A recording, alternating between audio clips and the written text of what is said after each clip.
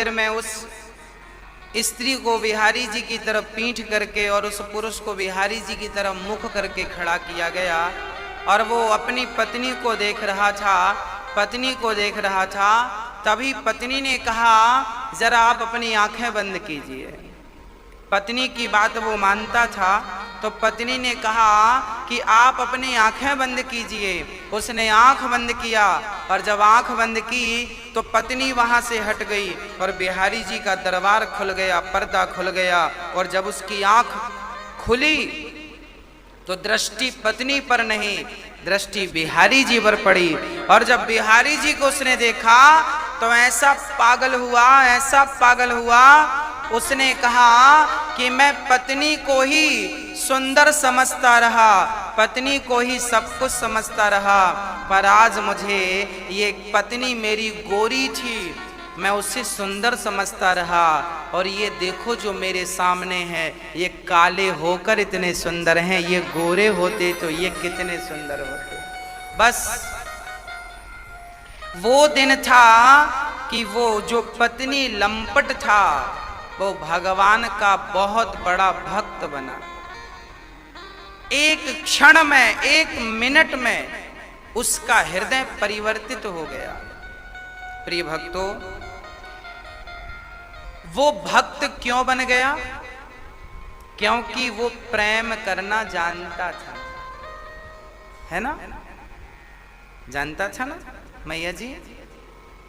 वो प्रेम करना जानता था। वो पहले अपनी पत्नी से करता था और बाद में उसने पत्नी की जगह खड़ा किसको कर लिया? बिहारी जी को। प्रेम करना आपको आ गया तो आप भगवान से प्रेम कर पाएंगे। और आज सबसे कमी यदि किसी चीज की है तो प्रेम की कमी है। पत्नी प्रेम कम करती है पति से, पति प्रेम कम करता है पत्नी से, झगड़े होते हैं। प्रेम का अभाव ही झगड़े को जन्म देता है।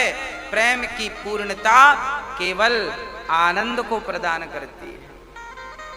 प्रेम की पूर्णता आनंद की ओर ले जाती है और प्रेम की कमी दुखों की ओर ले जाता है। अब आपको निर्णय लेना होगा कि आपको अपना प्रेम कम करना है या बढ़ाना है। मैं तो कहता हूं कि आप प्रेम संसार के प्रति कम करके भगवान के प्रति बढ़ाइए। पहले प्रेम करना सीखिए। प्रेम नहीं करेंगे भगवान की प्राप्ति नहीं होगी। एक संत आया, एक बालक गुरु जी के पास गया।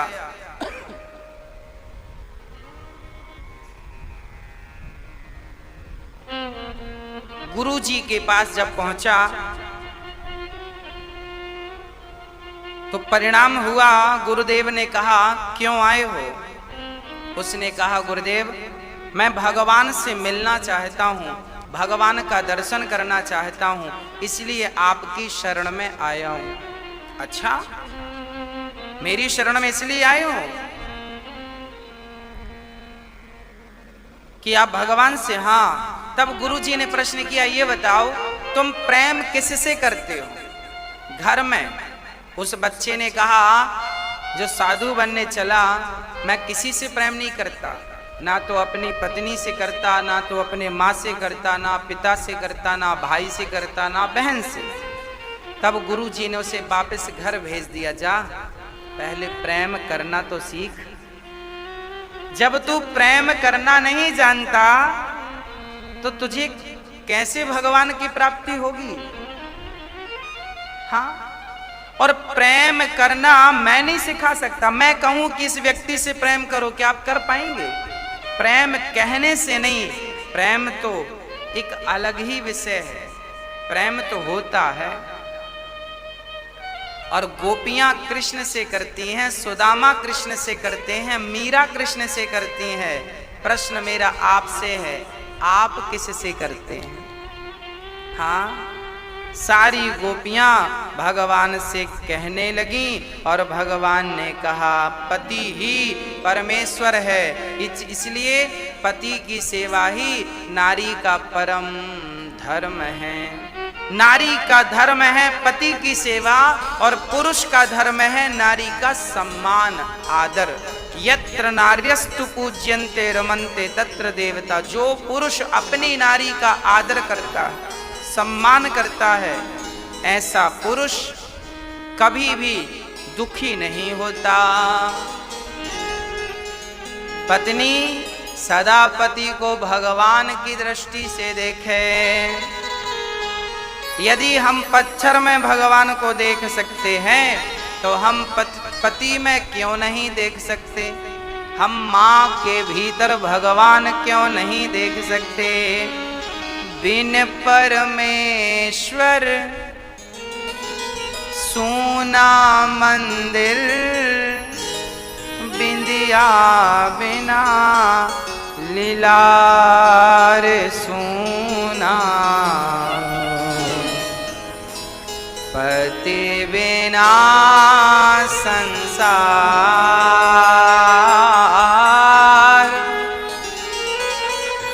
बिन परमेश्वर सूना मंदिर, बिंदिया बिना लीलार सूना। पति बिना संसार,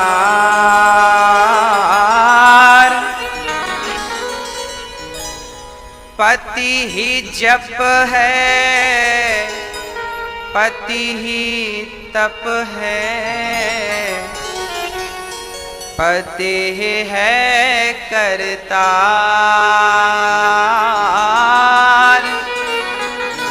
पति से ही पत इस तन की है, पति बिन विपति हजार सूना।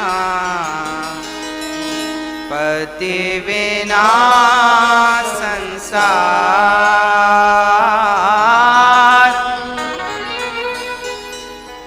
एक पतिव्रत रहे जगत में, सब व्रत हैं बेकार। नारी का एक ही व्रत है, पतिव्रता। नारी कुछ ना करे, केवल पतिव्रता रहे। पतिव्रता नारी कौन? जो पत्नी अपने पति के सिवा स्वप्न में भी पराये पुरुष का चिंतन ना करे, उसे पतिव्रता जानो। जो नारी सदा सदा अपने पति के लिए भगवान से प्रार्थना करे, लंबी उम्र के लिए मांग भरे, और जो पत्नी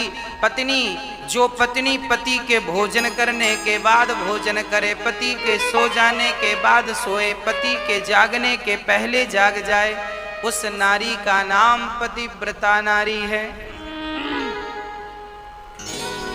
एक पतिव्रत रहे जगत में, सब व्रत हैं बेकार।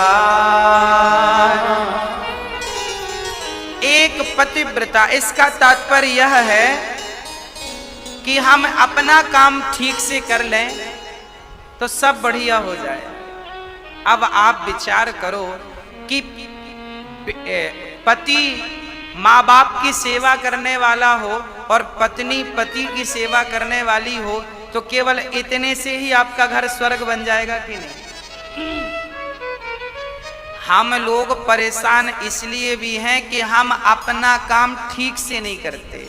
हम पुत्र हैं तो माँ बाप की सेवा करें, माँ बाप की सेवा करें तो माँ बाप सुखी रहेंगे, उनके आशीर्वाद से हम भी सुखी रहेंगे।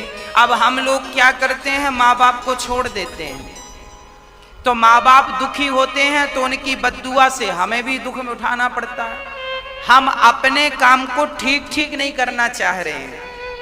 विद्यार्थी अपने विषय पर ध्यान नहीं देता। बच्चों से कहो बैठो बेटा पढ़ो, पढ़ते नहीं, मोबाइल चलाते हैं। मोबाइल चलाना इनका काम नहीं है, व्हाट्सएप चलाना इनका काम नहीं है, पर वो पढ़ाई पर ध्यान ना देकर व्हाट्सएप पर ध्यान देते हैं। मतलब हर व्यक्ति संसार का अपने ही कर्म को ठीक से कर ले तो उसका कल्याण हो जाएगा। पत्नी अपने पति की सेवा, पति को भगवान नहीं मानकर वो मंदिर जा जा करके पूजा कर करके भगवान को प्रसन्न करती है। शास्त्र तुम्हें ये आज्ञा नहीं देता, शास्त्र कहता है पति की सेवा कर लो, भगवान तुम्हारे घर पहुंच जाएंगे, तुम्हें कहीं जाने की जरूरत नहीं है। और पुरुषों से, हम जैसे पुरुषों से भगवान कहते हैं, शास्त्र कहते हैं तुम्हें यहां वहां भागने की जरूरत नहीं है, तुम अपने माँ बाप को खुश कर लो, हम खुद तुम्हारे घर चले आएंगे। तो भगवान को तुम्हें नहीं खोजना, तुम अपने मार्ग पे सही तो रहो, भगवान खुद खोजते खोजते तुम्हारे घर पहुंच जाएंगे। आप अपने मार्ग का, अपने कर्म का पालन तो करिए। कर्मण्येवाधिकारस्ते, फिर वही बात आ गई, तू अपने कर्म का ठीक से पालन कर। अब मुझे बताओ राम जी के बारे में, राम ने पुत्र धर्म का पालन किया कि नहीं? परफेक्ट किया ना। माँ ने कहा बेटा वनवास जाना है, राम चाहते तो प्रश्न कर सकते थे क्यों जाऊं, मेरा भी अधिकार है अयोध्या में, बड़ा बेटा हूं, नहीं जाऊंगा। राम जी मना कर देते तो कैकेयी क्या कर लेती और मंथरा क्या कर लेती, पर नहीं, माँ की आज्ञा का पालन करना पुत्र का धर्म है। तुम अपने कर्तव्य का पालन करो, तुम अपने धर्म का पालन करो, आगे जो होगा सब देख लिया जाएगा। राम ने माँ बाप की आज्ञा के पास नंगे पांव चलकर गुजारा कि नहीं? किस लिए? केवल आज्ञा ही तो पालन करनी थी ना। और आजकल के बच्चे आज्ञा का पालन बिल्कुल नहीं करते, उन्हें क्या पड़ी है? आज्ञा पालन कर लोगे तो तुम खुद राम बन जाओगे। हम अपना काम करें, ठीक ठीक, हमारा काम है कथा सुनाना, हम बढ़िया आपको उपदेश करें, कथा सुनाएं, भगवान से प्रीति कराएं, ये हमारा काम है। अब हम कथा छोड़ के आपको राजनीति समझाने लग जाएं कि वोट फलाने को देना है, फलाने को नहीं देना, ये काम करना, ये हमारा काम राजनीति नहीं है, हमारा काम कथा है। हम आपको काम राजनीति है, वो अपना काम करें, हम अपना काम करें, बेटा अपना काम करे, पत्नी अपना काम करे, मजदूर अपना काम करे, मतलब जो जहां है, व्यापारी अपना काम करे, ग्राहक अपना काम करे, मतलब जो जहां है। यदि अपने सही कर्म में प्राणी लग जाए तो ना कोर्ट की जरूरत है, ना कचहरी की जरूरत है, ना पुलिस की जरूरत है, ना तो झगड़ों की बिल्कुल जरूरत पड़ेगी। सोचिए, कल्पना करिए कि सारे लोग अपने अपने कर्तव्य का पालन करें। आज के 100 साल पहले, आज के 100 साल पहले या 200 साल पहले या 500 साल पहले कोई कानून नहीं था क्या? 500 साल पहले कोई संविधान था, कोई कानून था? नहीं था। कौन सा कानून चलता था 500 साल पहले? 500 साल पहले गीता का कानून चलता था, वेदों का कानून चलता था। कौन सा कानून? कानून ये चलता था कि हम झूठ नहीं बोलते थे। पहले के लोग झूठ बोलने से डरते थे, उनको लगता था झूठ बोलेंगे तो नरक जाएंगे, हम क्यों किसी को धोखा दें। पूरी जिंदगी में आदमी एक बार भी झूठ बोलने से डरता था। पहले के जमाने में पहले का आदमी पाप नहीं करता था, चींटी को नहीं मारता था। हम हिंदुओं की बात कर रहे हैं, हम हिंदुओं की बात कर रहे हैं, संस्कृति हमारी सनातन संस्कृति की बात कर रहे हैं। पहले लोग गीता का पालन करते। गीता में लिखा है तू कर्म कर, फल की इच्छा मत कर, और तू सत्यम ब्रूयात प्रियम ब्रूयात, सत्य के मार्ग पर चल, अहिंसा ही परमो धर्मा। हम अहिंसा के पुजारी थे, हम सत्य के मार्ग पर चलते थे। अच्छा एक बात बताओ, मोरध्वज नाम के एक राजा थे, उन्होंने एक ब्राह्मण को, उनके घर भगवान कृष्ण ब्राह्मण बन के आए, अर्जुन ब्राह्मण बन के आए, और साथ में यमराज शेर बनकर आए। ये बात कब की है जानते हो? द्वापर युग के अंत की बात है। वहां के बाद से कलयुग स्टार्ट हो गया था। कलयुग की प्रारंभ की घटना बोल रहा हूं मैं आपसे, द्वापर का आखिरी बोल रहा हूं। एक मोरध्वज नाम के राजा थे, हाँ, और मोरध्वज नाम के जो राजा थे वो रोज सवेरे दान करते थे और जो कह देते थे वो करते थे। परिणाम क्या हुआ? एक दिन भगवान कृष्ण ने तारीफ कर दी अर्जुन के सामने कि सुनो, मोर ध्वज से बड़ा कोई राजा नहीं।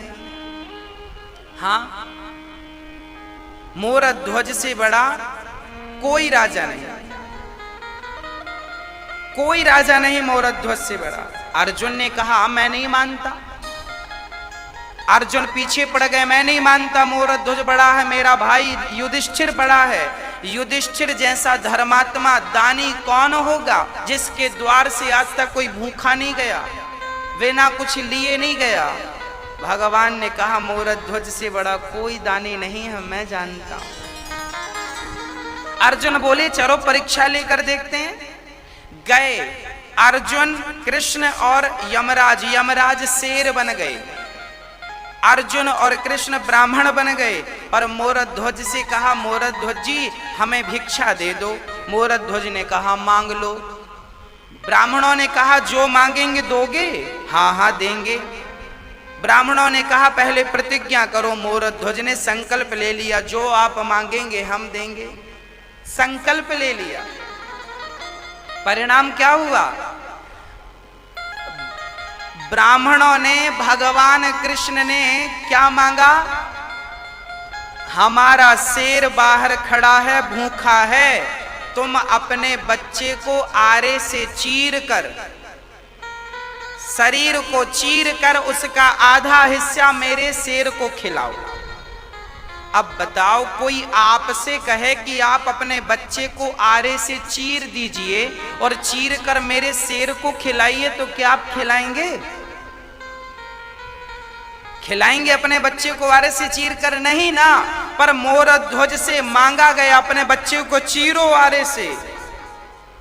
मोर ध्वज ने बेटे को बुलाया और कहा बेटा ये ब्राह्मण बोल रहे हैं कि तुम्हें आरे से चीरूं। बेटा यदि मैंने तुम्हारी इच्छा के बिना तुम्हें मार डाला ना तो मुझे पाप लगेगा। तब उस नन्हे से, नाम था ताम्रध्वज, उस 5 साल के बच्चे ने कहा पिताश्री मेरा जन्म ही आपके वचन पूरा करने के लिए हुआ है, मेरा जन्म ही आपकी सेवा करने के लिए हुआ है। पिता की आज्ञा पुत्र के लिए सर्वोपरि है, आप जो कहेंगे मैं करूंगा। यदि आपका धर्म मेरे बलिदान से बचता है तो मैं अपना बलिदान देने को तैयार हूं। खड़ा हो गया मोर ध्वज, ताम्रध्वज, आरा रखा गया सिर पे, आरा चलाना शुरू किया। माँ बाप ने, बच्चे ने कहा रुक जाइए 2 मिनट। अंदर गया, अंदर गया और रुई लेकर आया, रुई लेकर आया। पिताजी, माँ जी ये रुई कान में लगा लो। क्यों बेटा, कान में क्यों लगाएं? माँ जब आप आरा चलाओगी ना तो शायद मैं चीखूंगा दर्द से, चिल्लाऊंगा, और यदि मेरी चीख आपके कानों में पड़ी तो आपका आरा चलाना बंद हो जाएगा, और आपने यदि अपने हाथ रोके तो आपका धर्म संकट में पड़ जाएगा। इसलिए कानों में रुई। अब बताइए, बेटे ने माँ बाप के कान में रुई लगा दी कि आप अपना आरा चलाना मत रोकिएगा। मैं कितना भी चीखूं, कितना भी चिल्लाऊं, अपने आप को कौन मरवाता है भाई? धर्म के लिए मेरे पिता के वचन मिथ्या ना हो जाएं, इसलिए ताम्रध्वज ने अपने आप को चिरवा लिया। एक हिस्सा उठाकर शेर को डाल दिया, शेर ने जल्दी से खा लिया। बताइए, क्या आज के 5000 साल पहले कोई कानून था? फिर भी लोग गलत करने से डरते थे। अरे ताम्रध्वज ये भी तो कह सकते थे जाओ मैं बेटे का मांस नहीं देता, इतना ही तो कहना था, कोई जबरदस्ती तो मार नहीं लेता। पर नहीं, प्राण जाए पर वचन न जाए। पहले वचन की कीमत थी, कीमत थी। धर्मो रक्षति रक्षितः। हम और आप, हमारे बाप दादे धर्म की रक्षा करते थे। हमारे लिए सत्य ही हमारा कानून होता था। हम सत्य का उल्लंघन नहीं करते थे। सत्य के लिए राजा हरिश्चंद्र बिक गए, सत्य के लिए ताम्रध्वज ने अपने आप को कटवा दिया। एक भाग लेकर माने, ब्राह्मणों ने कहा एक भाग तो शेर ने खा लिया, उसका पेट भर गया, बाकी बचा गटर में फेंक दो। माँ की आंखों में आंसू आ गए। ब्राह्मणों ने कहा खबरदार रोना मत, नहीं तो मेरा शेर और मैं नाराज हो जाएंगे और तुम्हारा दिया दान व्यर्थ हो जाएगा। आंसू पोंछ लिए। ब्राह्मणों ने कहा ये बताओ आप रोई क्यों, और आपके बच्चे की आंखों में भी आंसू थे, एक आंख में। तब माँ ने रोते हुए कहा महाराज मेरे पुत्र का एक भाग आपके काम आ गया, दूसरा भाग आपके काम ना आ सका, इसलिए आंसू आ गए कि बलिदान पूरा काम नहीं आ सका।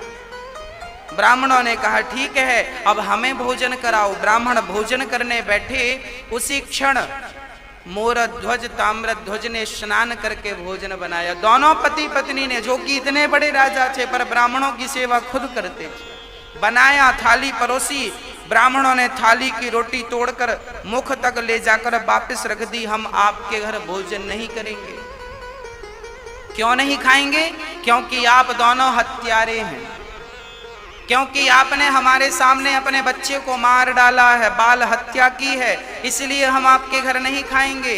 मोरध्वज ने रोते हुए कहा महाराज आपके ही कारण तो मैंने बच्चे को मारा है, मेरी कोई गलती नहीं थी, मैं कुछ नहीं जानता। भगवान ने कहा जो ब्राह्मण बन के खड़े थे ना, तुमने तो पाप किया है, अपने स्वार्थ के लिए बच्चे को मार डाला, हम तुम्हारे घर भोजन नहीं करेंगे। मोरध्वज रो पड़े, आज तक मेरे द्वार से कोई ब्राह्मण भूखा नहीं गया, आज जा रहा है। यदि मैंने निस्वार्थ भाव से सच्ची सेवा की है तो मेरा बेटा जिंदा कर दीजिए। इसलिए नहीं कि मुझे बेटे से प्रेम है, बल्कि इसलिए कि कहीं लोग मुझे पुत्र का हत्यारा ना कहें, कहीं हत्या का कलंक मेरे माथे पर ना लग जाए, इसलिए विधाता मेरा पुत्र मुझे वापस कर दो, ये कहना था। और पिता ने कहा बेटा ताम्रध्वज तूने मर करके पिता के धर्म को बचा लिया, बेटा एक बार जिंदा होकर अपने पिता के धर्म को बचा ले। ये कहना था कि अंदर से दौड़ता हुआ बेटा आ गया, पिताजी मैं मरकर भी आपके धर्म को बचाऊंगा, और आपके धर्म के लिए जिंदा होना पड़े तो आपके लिए जिंदा होकर धर्म बचाऊंगा। आ गया, बच्चे को हृदय से लगाया, पलट कर देखा तो ना शेर था ना कोई ब्राह्मण थे, स्वयं शंख चक्र गदा पद्म लेकर भगवान श्री कृष्ण खड़े थे। चरणों में गिर पड़े मोरध्वज, प्रभु ये सब क्या था? भगवान ने कहा तेरी परीक्षा थी। मोरध्वज अब रोए हैं, अभी तक आंखों में आंसू नहीं आए पर अब रोने लगे। भगवान बोले अभी तक तुम रोए नहीं, अब क्यों रो रहे हो? तब मोरध्वज ने कहा प्रभु ये दुनिया वालों को मुझ पर भरोसा नहीं था, मानता हूं, पर आपको भरोसा नहीं था जो आप मेरी परीक्षा लेने चले आए? क्या आपको भी मुझ पर यकीन नहीं था? भगवान ने कहा मोरध्वज यदि मैं संसार को कहता कि मेरा मोरध्वज बड़ा दानी है, बड़ा सत्यवादी है, कौन मानता, पर आज तुमने सिद्ध करके दिखा दिया जगत को कि तुम जैसा दानी और तुम जैसा कोई सत्यवादी ना भूतो ना भविष्यति, ना हुआ है ना होगा। ऐसे मोरध्वज जो सत्य के लिए मर गए। भक्तों